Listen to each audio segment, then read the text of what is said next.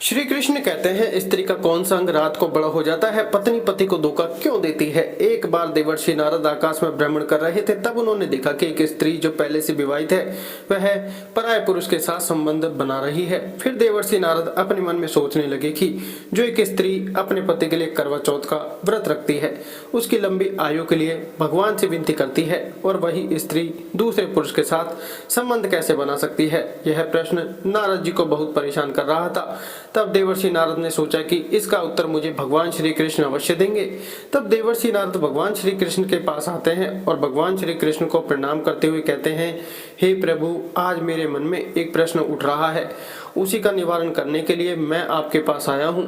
तब नारद जी की बात सुनने के बाद भगवान श्री कृष्ण कहते हैं, हे देवर्षि नारद, आपके मन में जो प्रश्न है आप निश्चित होकर पूछिए, मैं उस प्रश्न का उत्तर अवश्य दूंगा। तब देवर्षि नारद भगवान श्री कृष्ण से कहते हैं, हे प्रभु, आज जब मैं आकाश में भ्रमण कर रहा था तब मैंने देखा कि एक स्त्री जो पहले से विवाहित है वह पराये पुरुष के साथ एक झोपड़ी में संबंध बना रही है। वह तो आपसे पति की लंबी उम्र के लिए व्रत रखती है, तो फिर वह अपने पति को धोखा क्यों दे रही है। अब भगवान श्री कृष्ण देवर्षि नारद से कहते हैं, हे नारद, आज आपने यह प्रश्न पूछकर समस्त मानव जाति का उद्धार कर दिया है। वास्तव में यह प्रश्न बहुत ही ज्ञानवर्धक है। मैं आपको इस प्रश्न का उत्तर एक अत्यंत महत्वपूर्ण कथा के माध्यम से देता हूँ, परंतु आपको इस कथा को शुरू से लेकर अंत तक पूरा सुनना होगा, तभी आपको यह रहस्य समझ में आएगा। तब देवर्षि नारद भगवान श्री कृष्ण से कहते हैं, हे प्रभु, मैं आपको विश्वास दिलाता हूँ कि मैं इस कथा को शुरू से लेकर अंत तक पूरा अवश्य सुनूंगा। आप निश्चिंत होकर कथा सुनाइए। तब भगवान श्री कृष्ण देवर्षि नारद को कथा सुनाते हुए कहते हैं, हे नारद, दक्षिण देश में एक अत्यंत शोभायमान नगरी थी। उस नगरी में एक पंडित यानी पत्नी के साथ रहता था। उसे शास्त्र विद्या के साथ साथ नक्षत्र विद्या का भी पूरा ज्ञान था। कुछ दिनों के बाद पंडित के घर में उसकी पत्नी ने एक पुत्री को जन्म दिया। उसकी पुत्री देखने में बहुत ही सुंदर थी।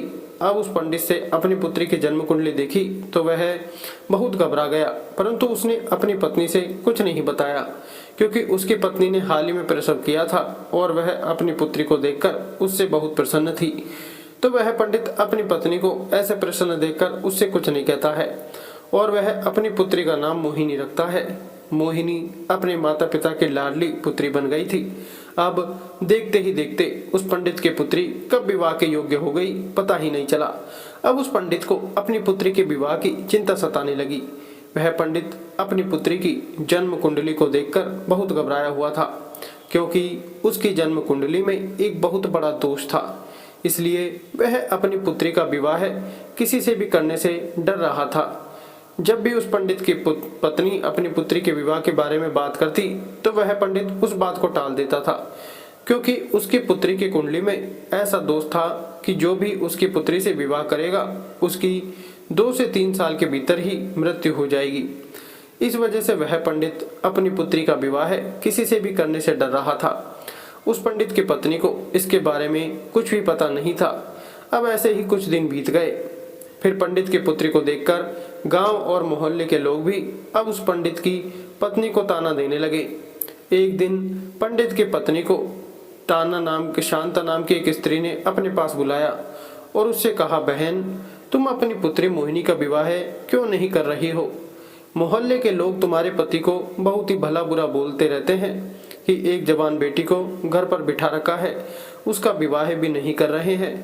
तब वह पंडित की पत्नी बोली, बहन, अपने पति से कई बार कह चुकी हूँ कि अपनी पुत्री का विवाह अब हमें कर देना चाहिए, परंतु जब भी मैं मेरे पति से अपनी पुत्री के विवाह के बारे में बात करती हूँ तब वह मेरी बात को टाल देते हैं।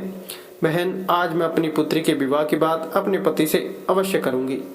अब इतना कहकर पंडित की पत्नी वहाँ से चली गई और जाकर अपने घर में गुस्से में काम करने लगी। थोड़ी देर के बाद जब पंडित वहां पर आया तब वह उस पर क्रोधित होकर बोली, सुनिए जी, अब मैं कुछ भी नहीं सुनना चाहती हूँ। अब आपको हमारी पुत्री का विवाह करना ही होगा। आसपास के लोग अब हमें ताना देने लगे हैं कि एक जवान बेटी को घर पर बिठा रखा है।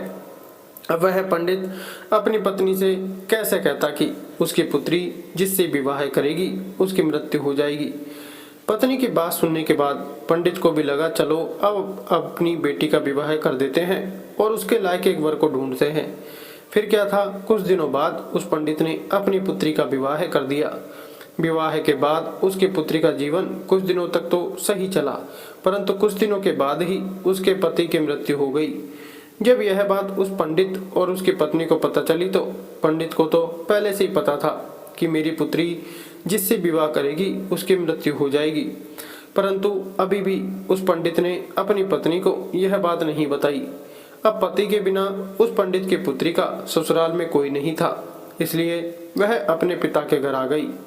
कुछ दिनों के बाद पत्नी के कहने पर फिर से पंडित ने उसके लायक वर ढूंढा और फिर से उसका विवाह कर दिया। वैसे ही कुछ दिन पंडित की पुत्री का जीवन अच्छे से व्यतीत हुआ, परंतु कुछ समय के बाद फिर से पंडित की पुत्री का पति मर गया। अब जब 2 बार यह हो चुका था और तीसरी बार उसकी पत्नी ने अपनी पुत्री का विवाह तीसरी जगह कराया, तो जब विवाह हो गया और पंडित की पुत्री अपने ससुराल को जाने लगी, तब पंडित ने अपनी पुत्री से कहा, हे पुत्री, आज से तुम यह समझ लेना कि तुम्हारे माता पिता अब इस दुनिया में नहीं है। अब तुम जहाँ जा रही हो वहीं पर रहना और अपने पति का ध्यान रखना। अब अपने पिता की ऐसी बातें जब उसकी पुत्री ने सुनी तो वह सुनकर दंग रह गई, साथ में वह पंडित की पत्नी भी दंग रह गई। उसे यह समझ नहीं आया कि आखिर उसके पति ने ऐसा क्यों कहा। जब उस पंडित की पुत्री अपने ससुराल चली गई तब उसकी पत्नी ने अपने पति से पूछा, हे प्रिय, आपने अपनी पुत्री से ऐसा क्यों कहा। अब वह पंडित अपनी पत्नी को अपनी पुत्री की कुंडली के बारे में बताना तो नहीं चाहता था, परंतु पत्नी के बार बार पूछे जाने पर उसने अपनी पत्नी से कहा, हे प्रिय, जब हमारी पुत्री का जन्म हुआ था तब मैंने अपनी पुत्री की जन्म कुंडली देखी थी। उसके नक्षत्र उसके विवाह के प्रतिकूल थे। उसकी जन्म कुंडली में दोष था। हमारी पुत्री का विवाह जिससे भी होगा वह 2 से 3 साल के भीतर ही मर जाएगा, उससे पहले भी उसकी मृत्यु हो सकती है। हे प्रिय, अब हमारी उम्र भी हो चुकी है, हम अपनी पुत्री को कब तक बैठा कर खिलाते रहेंगे। कल को हम ना रहे तो हमारी पुत्री यहाँ क्या करेगी। अगर वह अपने ससुराल में रहेगी तो क्या पता भगवान की कृपा हुई तो उसे शायद बाल बच्चे हो जाएं, तो वह बड़े आराम के साथ अपना जीवन अपने ससुराल में व्यतीत करेगी। अपने पति की बात सुनने के बाद उस पंडित की पत्नी को अपने ऊपर बहुत शर्म आने लगी कि मैं अपने पति से कितना बुरा भला कहा करती थी, परंतु उन्होंने हमारी पुत्री का भला ही चाहा, इसलिए उसका विवाह किसी से नहीं करना चाहते थे। मेरी ही गलती के कारण 2 लोगों की जान चली गई। अब कुछ समय बीतने के बाद इधर उस पंडित की पुत्री को विवाह के 3 साल हो चुके थे। उन 3 सालों में उस पंडित की पुत्री को 2 पुत्र हुए। बड़े पुत्र का नाम गोपाल था और छोटे पुत्र का नाम नंदकिशोर था। अब ऐसे ही समय बीत रहा था, परंतु एक दिन ऐसा समय आया कि अचानक ही उनके पिता की मृत्यु हो गई। अब उसके तीसरे पति की मृत्यु हो गई। इस वजह से वह पंडित की पुत्री बहुत परेशान हुई।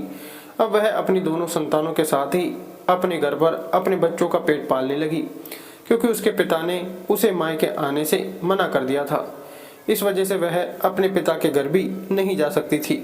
अब वह अपने बच्चों का पेट पालती है।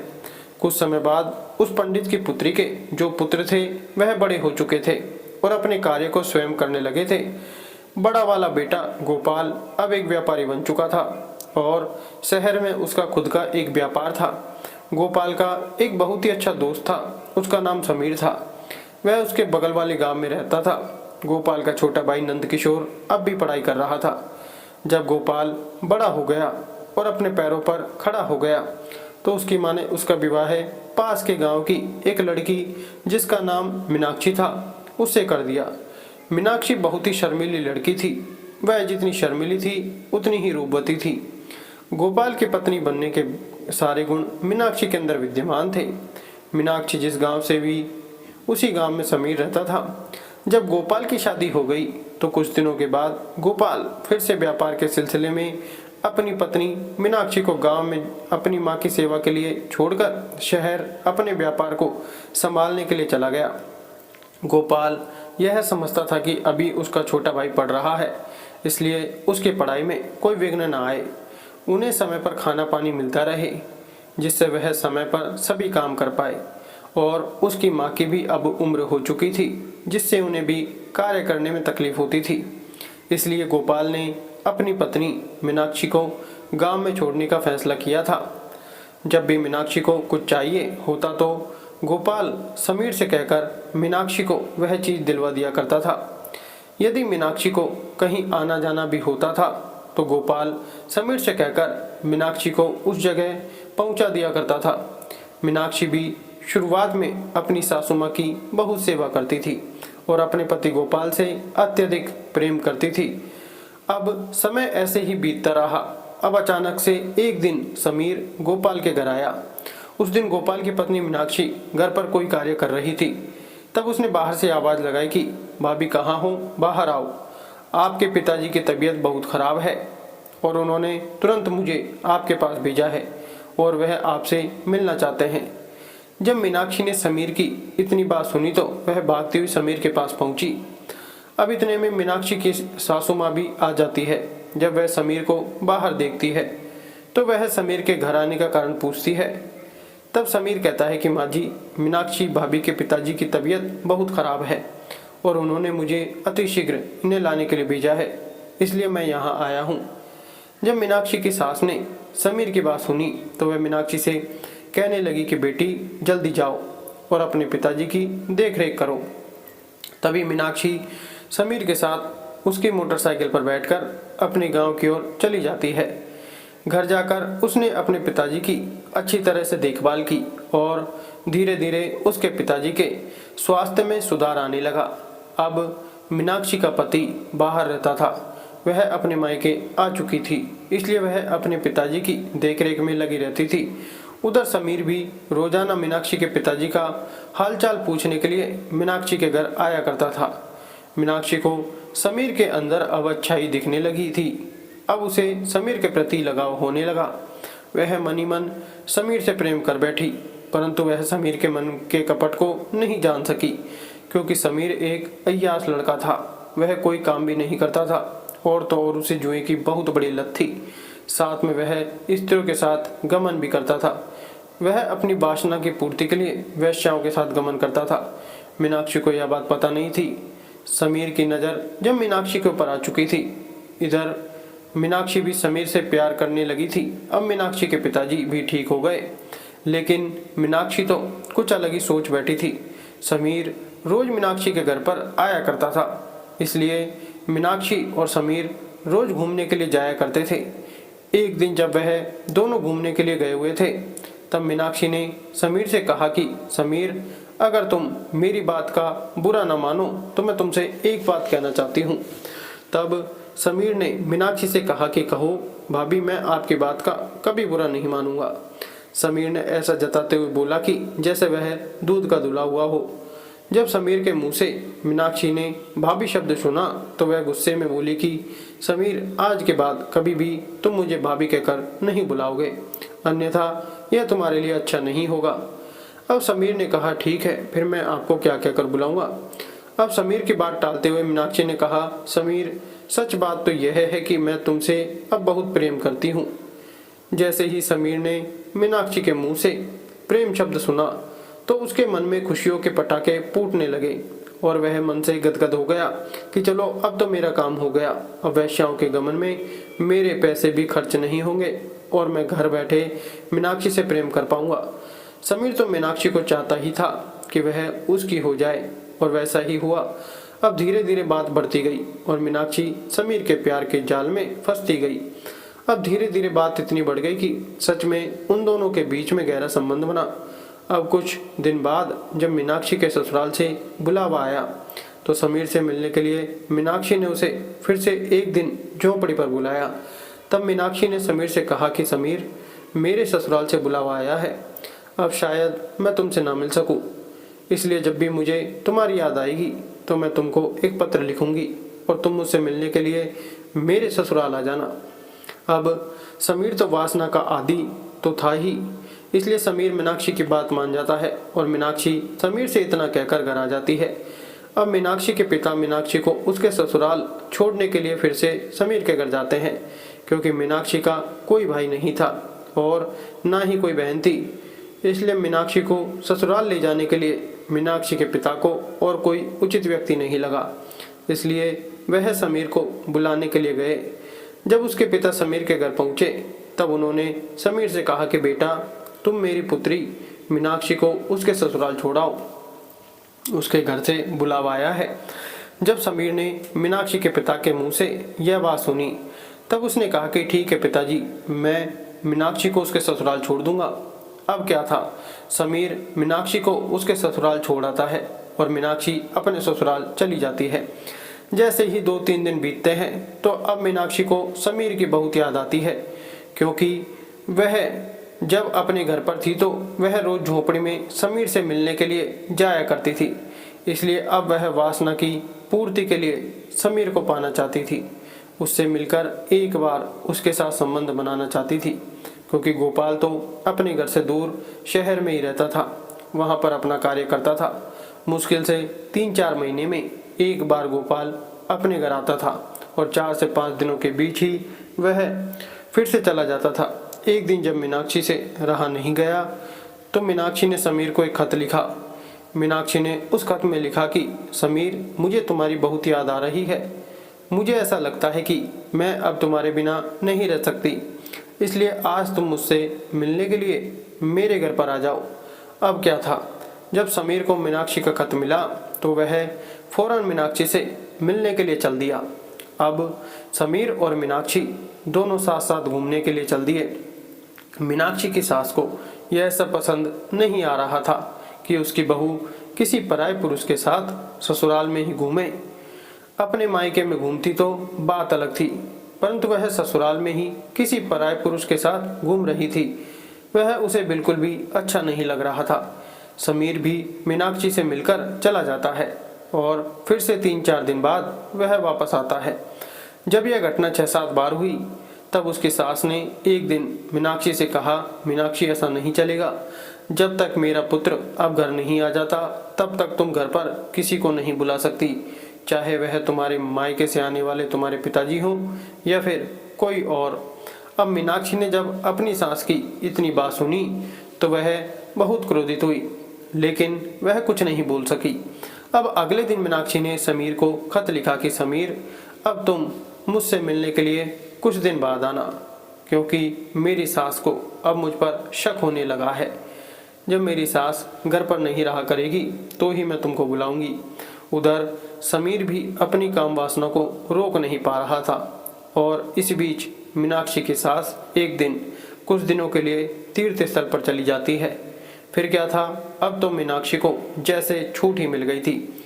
अब वह रोज समीर को बुलाती और उसके साथ संबंध रखती, और जब उसके देवर की स्कूल से छुट्टी होती तब तक वह समीर को वहां से वापस भेज देती।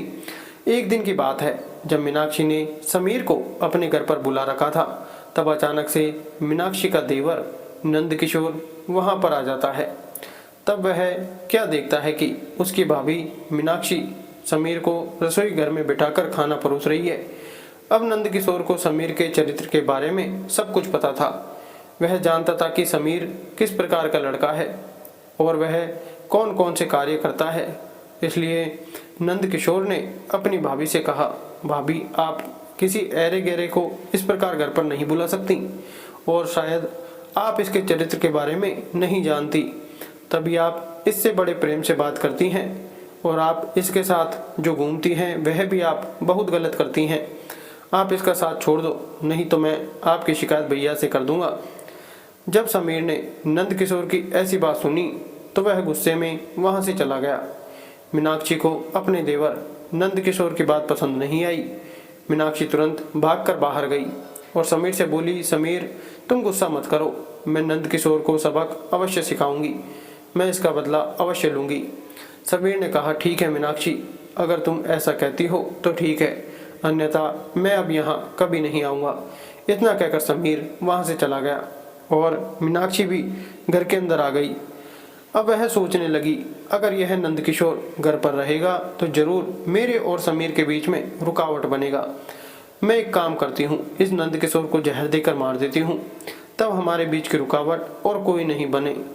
अपने मन में ही यही सोचकर अगले दिन जब वह खाना बना रही थी तो सबके लिए उसने खाना बाहर निकाल लिया और उसने अपने देवर नंदकिशोर के लिए एक थाली में खाना बाहर निकाला और उसमें जहर मिला दिया। जब नंदकिशोर ने वह खाना खाया तो उसकी उसी क्षण मृत्यु हो गई। अब कोई यह जान भी नहीं पाया कि नंद किशोर की मृत्यु कैसे हुई। नंद किशोर की माँ बहुत दुखी थी। उधर मीनाक्षी मन ही मन बहुत खुश हो रही थी कि चलो अब मेरे और समीर के बीच का कांटा मिट गया है, अब हमारे प्यार के बीच में और कोई नहीं आएगा। जब यह बात गोपाल को पता चली तो वह सब काम छोड़कर तुरंत अपने गांव लौट आया और वहां पहुंचकर जब उसने अपने भाई नंद किशोर को मृत अवस्था में देखा तो उसके प्राण पसीज गए, क्योंकि वह अपने भाई के लिए ही तो बाहर रह रहा था ताकि उसे अच्छी शिक्षा दे सके, उन्हें अच्छा खाना दे सके। इसलिए उसने अपनी पत्नी को भी घर पर ही छोड़ रखा था ताकि उन्हें खाना ना बनाना पड़े, घर का काम ना करना पड़े और वह अपने भविष्य की चिंता करे, अपनी पढ़ाई पर ध्यान ले। लेकिन उसका भाई तो अब मर चुका था। कुछ दिन गोपाल अपने घर पर रुकता है और कुछ दिनों बाद फिर से गोपाल अपनी पत्नी मीनाक्षी को छोड़कर पुनः व्यापार के सिलसिले में शहर को चला जाता है। अब मीनाक्षी फिर से वही प्रक्रिया दोहराती है।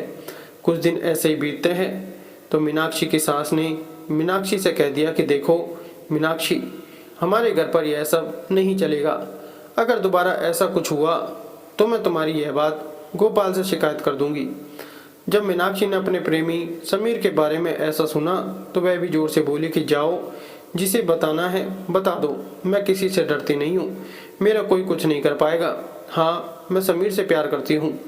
जब मीनाक्षी की सास ने इतना मीनाक्षी के मुंह से सुना तो वह मीनाक्षी से बोली, हो सकता है मेरे पुत्र को तूने ही मारा हो।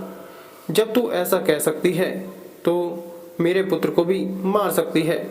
फिर क्या था, मीनाक्षी को फिर से गुस्सा आ गया। मीनाक्षी गुस्से में बोली कि हाँ, मैंने ही मारा है, अब तुम्हें भी मार दूंगी।